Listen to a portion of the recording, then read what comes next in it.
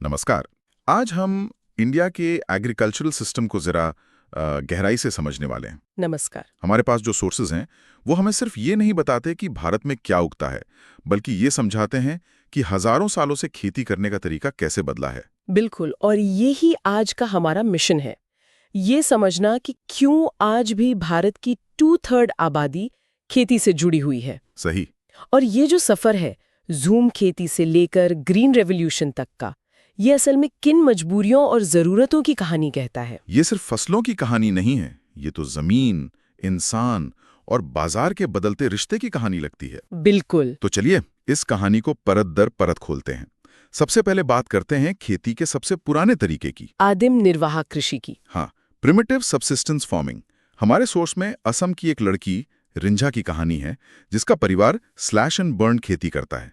ये सुनने में बड़ा ड्रामेटिक लगता है, स्लैश एंड बर्न।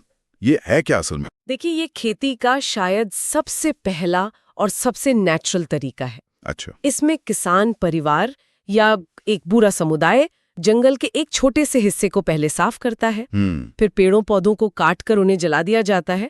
उस राख से जो पोटाश मिलता है वो मिट्टी के लिए खाद का काम करता है। ओके, मतलब कोई केमिकल फर्टिलाइजर नहीं? कुछ भी नहीं। फिर उस जमीन पर वो अपने परिवार के गुजारे के लिए अनाज और दूसरी फसलें उगाते हैं, बस कुदाल और दाव जैसे पुराने औजार और परिवार की मेहनत। हाँ। सोर्स में जब मैंने ये पढ़ा तो मैं सच में हैरान रह गया। हाँ। कि भारत में इसके कितने अलग अलग नाम है। नॉर्थ ईस्ट में जूमिंग कहते हैं, मध्य प्रदेश में बेवर, आंध्रा में पोडू। बिल्कुल, और सिर्फ भारत में ही नहीं। हाँ वही, मेक्सिको में मिल्पा, ब्राजील में रोका। ये दिखाता है कि ये कोई पिछड़ी हुई प्रथा नहीं, बल्कि खेती का एक यूनिवर्सल फाउंडेशनल तरीका रहा है। बिल्कुल, लेकिन इसकी सबसे बड़ी खासियत और सबसे बड़ी सीमा एक ही है। वो क्या? क्यों 3 साल खेती करने के बाद जब उस जमीन की नेचुरल फर्टिलिटी, मतलब प्राकृतिक उर्वरता कम हो जाती है, तो वो आगे बढ़ जाते हैं। हाँ, वो उस जगह को छोड़कर आगे बढ़ जाते हैं। वो जमीन खाली छोड़ दी जाती है ताकि जंगल और प्रकृति उसे वापस हील कर सके, उसकी उर्वरता लौटा सके। मतलब ये एक तरह से प्रकृति के साथ तालमेल बिठाकर चलने वाला तरीका है। बिल्कुल। पर इसमें एक दिक्कत भी नजर आती है। अगर आबादी बढ़ जाए तो हर कोई तो जमीन बदल बदल कर खेती नहीं कर सकता। आपने बिल्कुल सही नस पकड़ी है, और यहीं से हमारी कहानी का दूसरा अध्याय शुरू होता है। गहन निर्वाहक कृषि। हाँ, इंटेंसिव सबसिस्टेंस फार्मिंग। जैसे ही एक जगह पर जनसंख्या का दबाव बढ़ता है, जमीन की अदला बदली का ऑप्शन खत्म हो जाता है। अब चुनौती ये है कि उसी एक छोटे से खेत से साल दर साल ज्यादा से ज्यादा पैदावार कैसे निकाली जाए। और यहीं पर मेहनत और शायद थोड़ी तकनीक का रोल बढ़ जाता होगा। सोर्सेस कहते हैं कि ये श्रम प्रधान खेती है। बिल्कुल। जहाँ ज्यादा पैदावार के लिए बायोकेमिकल इनपुट्स और सिंचाई का इस्तेमाल होता है। अच्छा। और ये सीधे तौर पर एक सामाजिक प्रथा से जुड़ा हुआ है, जिसे विरासत का अधिकार कहते हैं। Right of inheritance. हाँ, होता क्या है कि पीढ़ी दर पीढ़ी वो जमीन बच्चों में बढ़ती जाती है और छोटी होती जाती है। हाँ बिल्कुल। नतीजा ये होता है कि खेत का आकार छोटा और छोटा होता जाता है, इतना छोटा कि वो आर्थिक रूप से फायदेमंद नहीं रहता। लेकिन और कोई चारा भी तो नहीं है। एग्जैक्टली। रोजी रोटी का कोई और जरिया ना होने की वजह से किसान उसी छोटी जमीन से अपने परिवार का पेट पालने के लिए हर मुमकिन कोशिश करता है। इससे जमीन पर जबरदस्त दबाव बनता है। ये विरासत के अधिकार वाली बात दिलचस्प है। तो क्या इसका मतलब ये है कि ये एक सामाजिक समस्या है जो एक कृषि समस्या को जन्म दे रही है? एक तरह से हाँ, ये एक साइकिल है। सामाजिक ढांचा कृषि पद्धतियों को प्रभावित करता है और कृषि की सीमाएं सामाजिक दबाव को और बढ़ाती हैं। ये दोनों आपस में गुंथे हुए हैं। और इस कहानी का तीसरा और सबसे मॉडर्न रूप है कमर्शियल फार्मिंग, यानी वाणिज्य खेती। यहाँ मकसद परिवार का पेट पालना नहीं, बल्कि बाजार में बेचकर मुनाफा कमाना है। बिल्कुल। यहाँ पर खेल पूरी तरह बदल जाता है। कैसे? यहाँ पर हाई यील्डिंग वैरायटीज यानी HYV बीज, केमिकल फर्टिलाइजर्स, कीटनाशक, इन सब का जमकर इस्तेमाल होता है ताकि प्रोडक्टिविटी को मैक्सिमाइज किया जा सके। सही। सोर्स में एक बहुत अच्छा उदाहरण है। हरियाणा और पंजाब में चावल एक कमर्शियल क्रॉप है, हाँ, जिसे बेचने के लिए उगाया जाता है। लेकिन वही चावल ओडिशा में एक सबसिस्टेंस क्रॉप है, जो किसान अपने परिवार के लिए उगाता है। फसल एक, लेकिन मकसद बिल्कुल अलग। बिल्कुल। तो ये तीनों सिर्फ अलग अलग तरीके नहीं हैं, ये एक कहानी बताते हैं। जैसे जैसे आबादी का दबाव और पैसे की जरूरत बढ़ती है, खेती प्रकृति के साथ जीने के तरीके से हटकर जमीन से ज्यादा निचोड़ने की एक तकनीक बन जाती है। बिल्कुल सही।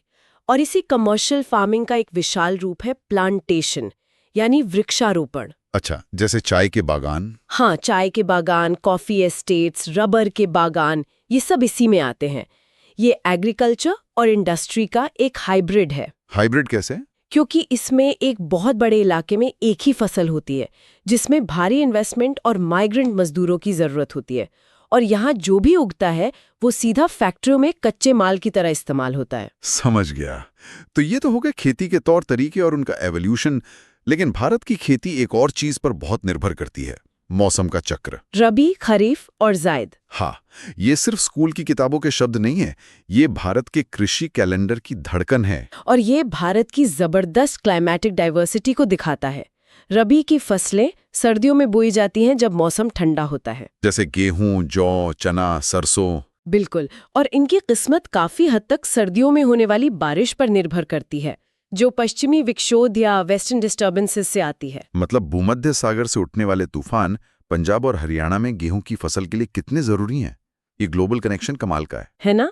और फिर आता है खरीफ, जो पूरी तरह मानसून पर निर्भर है। मानसून की पहली बारिश के साथ। हाँ, धान, मक्का, ज्वार, बाजरा, कपास, ये सब बोया जाता है और पतझड़ में काटा जाता है। और सौतसे में एक बड़ी दिलचस्प बात है। बताइए। असम, पश्चिम बंगाल और ओडिशा में पानी की उपलब्धता इतनी अच्छी है कि वहाँ किसान एक साल में धान की 3-3 फसलें उगा लेते हैं, औस, अमन और बोरो। 3 फसलें? और हम सोचते हैं कि चावल बस एक ही तरह से उगता है। बिल्कुल। और इन दोनों के बीच जो छोटा सा गर्मी का मौसम आता है, उसमें जायद फसलें होती हैं। हाँ, तरबूज, खरबूजा, खीरा, मतलब जमीन को एक पल के लिए भी खाली नहीं छोड़ा जाता। सही। ये दिखाता है कि किसान मौसम के हर छोटे से छोटे मौके का इस्तेमाल करना जानता है। बिल्कुल। तो हमने खेती के तरीके और मौसम का कैलेंडर तो समझ लिया, पर असल में इन खेतों में उगता क्या है? कौन सी फसलें हैं जो भारत की थाली और अर्थव्यवस्था को चलाती हैं? चावल से शुरू करें। चावल यानी धान, भारत के आधे से ज्यादा लोगों का मुख्य भोजन। चीन के बाद हम दुनिया के दूसरे सबसे बड़े प्रोड्यूसर हैं। और ये एक खरीफ फसल है। हाँ, जिसे गर्मी, नमी और 100 सेंटीमीटर से ज्यादा बारिश चाहिए। लेकिन यहाँ टेक्नोलॉजी का जादू देखिए। वो कैसे? चावल को बहुत पानी चाहिए, लेकिन आज भारत में सबसे ज्यादा चावल उन राज्यों में उग रहा है जहाँ बारिश कम होती है, जैसे पंजाब और हरियाणा। बिल्कुल। ये मुमकिन हुआ है नहरों और ट्यूबवेल के घने जाल की वजह से। हमने टेक्नोलॉजी की मदद से प्रकृति की सीमाओं को तोड़ा है। लेकिन इसकी एक पर्यावरणीय कीमत भी है, जैसे गिरता हुआ भूजल स्तर। हाँ, वो एक अलग और बहुत गंभीर चर्चा का विषय है। और चावल के बाद आता है गेहूं, उत्तर भारत की जान। ये रबी की फसल है, जिसे उगने के लिए ठंडी और पकने के लिए खिली धूप चाहिए। हरित क्रांति का सबसे ज्यादा फायदा इसी फसल को मिला। सही। पर हमें सिर्फ इन 2 बड़ी फसलों पर ही फोकस नहीं करना चाहिए। सोर्सेज मोटे अनाज यानी मिलेट्स की बात करते हैं। ज्वार, बाजरा, रागी। हाँ, इन्हें मोटा अनाज शायद इसीलिए कहा जाता था क्योंकि ये गरीबों का भोजन माने जाते थे। लेकिन आज हम जानते हैं कि पोषण के मामले में ये किसी सुपर फूड से कम नहीं है। रागी में आयरन और कैल्शियम भरपूर होता है। और सबसे बड़ी बात, क्या? ये सूखा झेल सकते हैं, इन्हें कम पानी चाहिए। मतलब क्लाइमेट चेंज के दौर में ये भविष्य की फसलें हो सकती हैं। बिल्कुल, ये वो फसलें हैं जो क्लाइमेट रेजिलिएंट है। और फिर दालों को कैसे भूल सकते हैं? सही बात है। भारत दालों का सबसे बड़ा प्रोड्यूसर भी है और कंज्यूमर भी। हमारी थाली में प्रोटीन का सबसे बड़ा सोर्स। और दालों की एक और खूबी है ना? हाँ, उनकी एक बहुत बड़ी खूबी है। अरहर को छोड़कर बाकी दालें हवा से नाइट्रोजन लेकर जमीन को वापस उपजाऊ बनाती हैं। वो जमीन से सिर्फ लेती नहीं, उसे देती भी हैं। ये तो कमाल की बात है। मतलब दालें उगाना जमीन के स्वास्थ्य के लिए भी अच्छा है। इसीलिए किसान उन्हें अक्सर फसल चक्र में, मतलब क्रॉप रोटेशन में इस्तेमाल करते हैं। और फिर आती है नकदी फसलें, गन्ना, कपास, चाय, कॉफी। हाँ, कपास की कहानी तो भारत से ही शुरू होती है। हमें कपास का मूल घर माना जाता है। दक्कन के पठार की काली मिट्टी इसके लिए सबसे बेहतरीन है। बिल्कुल। और हमारा पूरा टेक्सटाइल उद्योग इसी पर टिका है। और चाय, वो तो अंग्रेज अपने साथ लेकर आए, लेकिन आज असम और दार्जिलिंग की चाय ने दुनिया में अपनी पहचान बना ली है। ये एक ऐसा उद्योग है जिसमें आज भी बहुत ज्यादा स्किल्ड लेबर की जरूरत पड़ती है। हाँ, खासकर पत्तियां चुनने के लिए। तो हमने खेती की ये पूरी विविधता देखी, लेकिन सोर्सेज एक बहुत गंभीर सवाल भी उठाते हैं। वो कहते हैं कि हजारों साल से एक ही जमीन पर खेती करने और सही टेक्नोलॉजिकल और इंस्टीट्यूशनल बदलाव ना होने की वजह से भारत में कृषि विकास की रफ्तार धीमी रही है। ये एक बहुत बड़ी सच्चाई है। तो इस चुनौती से निपटने के लिए क्या किया गया? ये आजादी के बाद से ही भारत के लिए सबसे बड़ा सवाल रहा है। सबसे पहले आजादी के ठीक बाद इंस्टीट्यूशनल रिफॉर्म्स पर जोर दिया गया। जैसे जमींदारी प्रथा खत्म करना? हाँ, जमींदारी प्रथा खत्म की गई, चकबंदी लागू की गई ताकि किसानों के छोटे छोटे बिखरे हुए खेत एक जगह इकट्ठे हो सकें। भूमि सुधार हमारी पहली पंचवर्षीय योजना का मुख्य फोकस था। लेकिन इन सुधारों को लागू करना आसान नहीं रहा होगा। कागज पर कानून बनाना एक बात है, जमीन पर उसे उतारना दूसरी। सही कहा। इन कानूनों का इम्प्लीमेंटेशन बहुत ढीला रहा। फिर 1960 और 70 के दशक में एक बड़ा शिफ्ट आया, ग्रीन रेवोल्यूशन। हाँ, सरकार ने पैकेज टेक्नोलॉजी पर आधारित हरित क्रांति और दूध उत्पादन के लिए श्वेत क्रांति या ऑपरेशन फ्लड जैसी रणनीतियां शुरू की। हरित क्रांति ने देश को अनाज के मामले में आत्मनिर्भर तो बना दिया, लेकिन सोर्स ये भी तो कहता है कि इसका फायदा कुछ ही राज्यों को मिला। बिल्कुल। तो क्या हम इसे पूरी तरह से एक सफलता मान सकते हैं, या ये एक ऐसी सफलता थी जिसने देश में अमीर और गरीब किसानों के बीच की खाई को और बढ़ा दिया? ये एक बहुत जरूरी सवाल है। हरित क्रांति एक डबल एज्ड स्वॉर्ड थी। इसने पैदावार बढ़ाई, लेकिन इसका फायदा मुख्य रूप से पंजाब, हरियाणा और पश्चिमी उत्तर प्रदेश के किसानों को ही मिला, जिनके पास सिंचाई के साधन और पूंजी थी। इससे क्षेत्रीय असमानताएं बढ़ीं। अच्छा। इसी कमी को दूर करने के लिए 80 और 90 के दशक में और भी व्यापक कार्यक्रम शुरू किए गए, जैसे कि फसल बीमा योजना, ताकि सूखा या बाढ़ में किसान बर्बाद न हो जाए। सही। और किसानों को सस्ते ब्याज पर लोन देने के लिए ग्रामीण बैंक खोले गए, किसान क्रेडिट कार्ड KCC। और न्यूनतम समर्थन मूल्य यानी MSP। हाँ, MSP यानी मिनिमम सपोर्ट प्राइस की घोषणा एक बड़ा कदम था। इसका मकसद किसानों को बिचौलियों के शोषण से बचाना और उन्हें उनकी फसल की एक तय कीमत की गारंटी देना है। ये आज भी हमारी कृषि नीति का एक बहुत ही महत्वपूर्ण और संवेदनशील हिस्सा है। बिल्कुल। इन सरकारी कोशिशों के अलावा सोर्स में एक बहुत ही अनोखे आंदोलन का जिक्र है, भूदान ग्रामदान। इसे रक्तहीन क्रांति भी कहा गया है। हाँ, विनोबा भावे की यह पहल अपने आप में अनूठी थी। गांधी जी के आध्यात्मिक उत्तराधिकारी के तौर पर वो पदयात्रा कर रहे थे। आंध्र प्रदेश के पोचमपल्ली गांव में कुछ भूमिहीन ग्रामीणों ने उनसे गुजारे के लिए जमीन मांगी। विनोबा भावे ने कोई वादा तो नहीं किया, लेकिन उन्होंने वहां मौजूद जमींदारों से अपील की। और तब जो हुआ वो इतिहास बन गया। बिल्कुल। उसी सभा में श्री रामचंद्र रेड्डी नाम के एक जमींदार उठे और उन्होंने अपनी 80 एकड़ जमीन 80 भूमिहीन परिवारों को दान कर दी। वाह। यहीं से भूदान आंदोलन शुरू हुआ।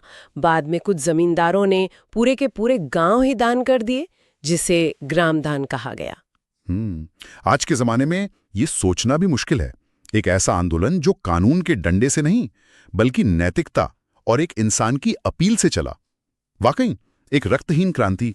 ये स्वैच्छिक भूमि सुधार का एक शक्तिशाली उदाहरण है, जो दिखाता है कि बदलाव सिर्फ सरकारें नहीं लाती, समाज भी ला सकता है। तो आज की इस पूरी चर्चा का मतलब क्या है?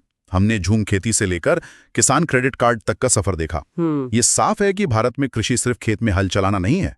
ये परंपरा और टेक्नोलॉजी, जरूरत और बाजार, सामाजिक ढांचे और सरकारी नीतियों का एक बेहद जटिल ताना बाना है। और ये सीधे तौर पर हम सबसे जुड़ा है। बिल्कुल। हमारी थाली में जो रोटी या चावल का दाना है, वो इस अविश्वसनीय रूप से कॉम्प्लेक्स सिस्टम का आखिरी उत्पाद है। बिल्कुल। उसके पीछे किसी किसान की मेहनत, मानसून की अनिश्चितता और सरकार की कोई नीति जुड़ी हुई है। ये पूरी तस्वीर हमें सोचने पर मजबूर करती है। और ये भविष्य के लिए एक सबसे बड़ा सवाल भी खड़ा करती है। क्या? सोर्सेज में उत्पादन बढ़ाने पर बहुत जोर दिया गया है, लेकिन भारत अपनी बढ़ती आबादी का पेट भरने के लिए ज्यादा पैदावार की जरूरत और अपनी मिट्टी और पानी जैसे नेचुरल रिसोर्सेज के लॉन्ग टर्म इकोलॉजिकल हेल्थ के बीच संतुलन कैसे बनाएगा? ये बहुत बड़ा सवाल है। गहन और कमर्शियल खेती की इस दौड़ में सस्टेनेबिलिटी यानी धारणीयता कहाँ फिट बैठती है? ये सवाल शायद आने वाले दशकों में भारत के लिए सबसे अहम होने वाला है।